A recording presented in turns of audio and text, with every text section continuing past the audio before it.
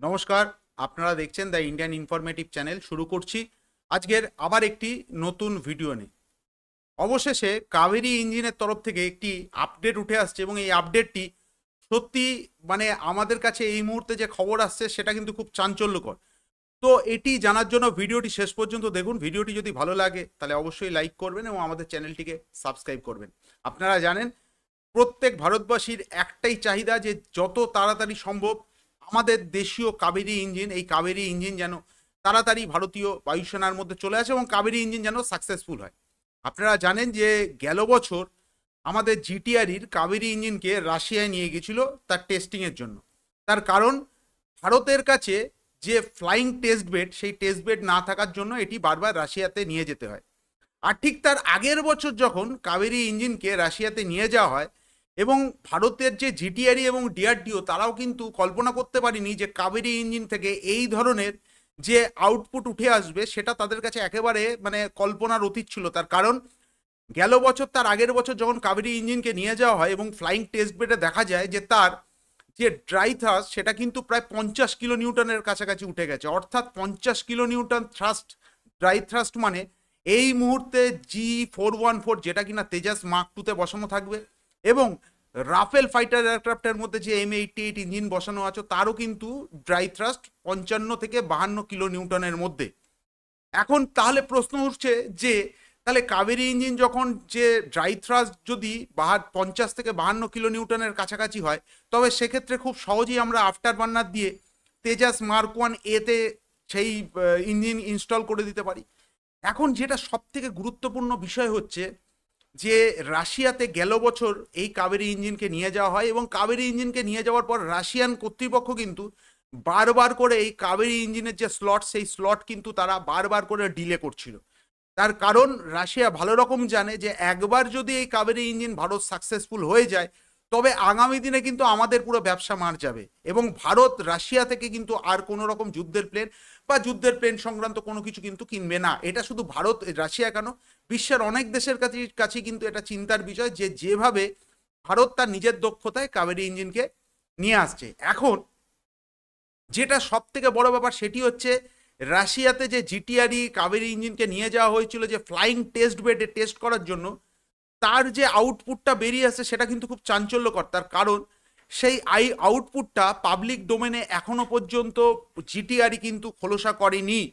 কিন্তু এই মুহূর্তে যেটা সব থেকে বড় খবর শোনা যাচ্ছে সেটি হচ্ছে জিটিআরই ভারতীয় বায়ুসেনার কাছে দুটো প্রস্তাব দিয়েছে এবং এটা যত তাড়াতাড়ি সম্ভব করতে চাইছে। প্রথম কথা হচ্ছে তারা একটি তেজাস ফাইটার এয়ারক্রাফট চাইছে, যেটা কিনা তেজাসের পুরনো ভার্সন, সেই ফাইটার এয়ারক্রাফট নিয়ে কাবেরী ইঞ্জিনকে টেস্ট করতে চাইছে যত তাড়াতাড়ি সম্ভব। তার মানে কি কাবেরী ইঞ্জিনে ভারতের যে জিটিআরই বা ভারতের ডিআরডিও যে ধরনের আউটপুট চাইছিল সেই আউটপুট কি রাশিয়া থেকে পেয়ে গেছে?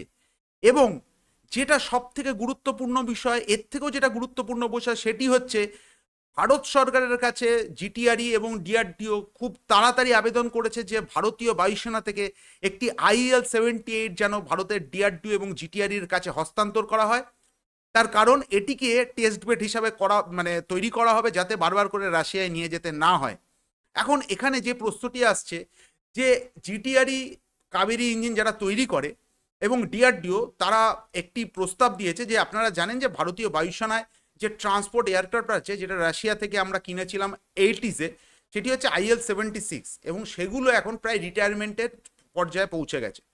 যেহেতু এটা ট্রান্সপোর্ট প্লেন, কারণ এই যে আমাদের যে IL-76 তাতে মোটামুটি 48 থেকে 50 টনের মতন কার্গো ক্যারি করা যায়। তো এটি ভারতীয় বায়ুসেনা তাদের ট্রান্সপোর্ট ক্ষেত্রে না কাজে ব্যবহার করা হয়তো করতে চাইছে না, তার কারণ মডার্ন অনেক আধুনিক অ্যাভিওনিক সিস্টেম, অনেক কিছু আধুনিক ট্রান্সপোর্ট সিস্টেম বেরিয়ে গেছে ট্রান্সপোর্ট এয়ারক্রাফট, সেহেতু তারা এটিকে ডিকমিশনের পর্যায়ে নিয়ে যাচ্ছে। ঠিক এই একটি প্লেনকেই ভারতের জিটিআরই চাইছে যাতে তারা মডিফাই করে কাবেরী ইঞ্জিনের যে test bed, flying test bed, সেটা ভারতেই তৈরি হয়। এখন এত তাড়াতাড়ি কেন জিটিআরই চাইছে? তার মানে তবে কি কাবেরী ইঞ্জিনের থেকে ভালো কিছু খবর পাওয়া যাচ্ছে? যদিও এটা কিন্তু এখনো পাবলিক ডোমেনে জিটিআরই নিয়ে যাচ্ছে না, কোনো রকম কোনো প্রেস কনফারেন্স করে তারা জানায়নি।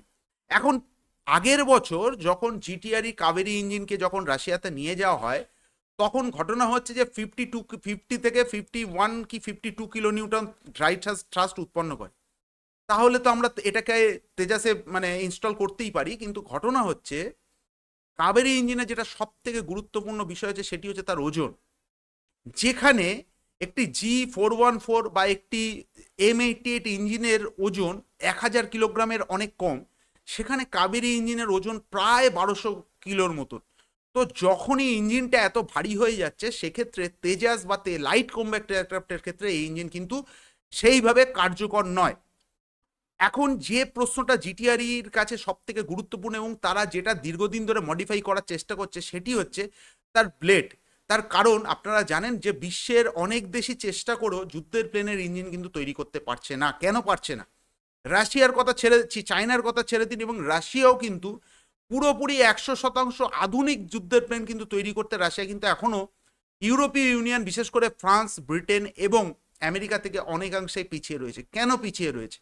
পিছিয়ে রয়েছে মেটালর্জির জন্য।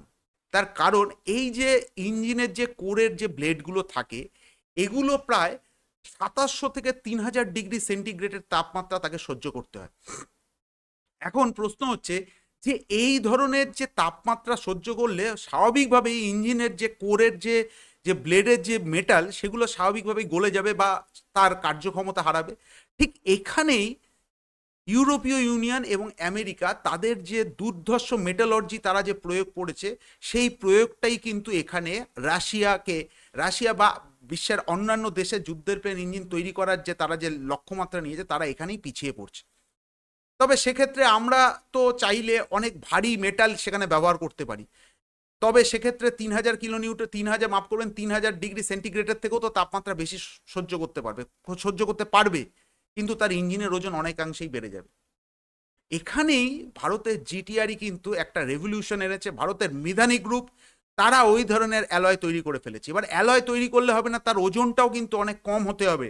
তার কারণ যত ইঞ্জিন ভারী হবে, তত কিন্তু যুদ্ধের প্লেনের ক্ষেত্রে সেটি মানে ইনস্টল করার ক্ষেত্রে সমস্যা হবে।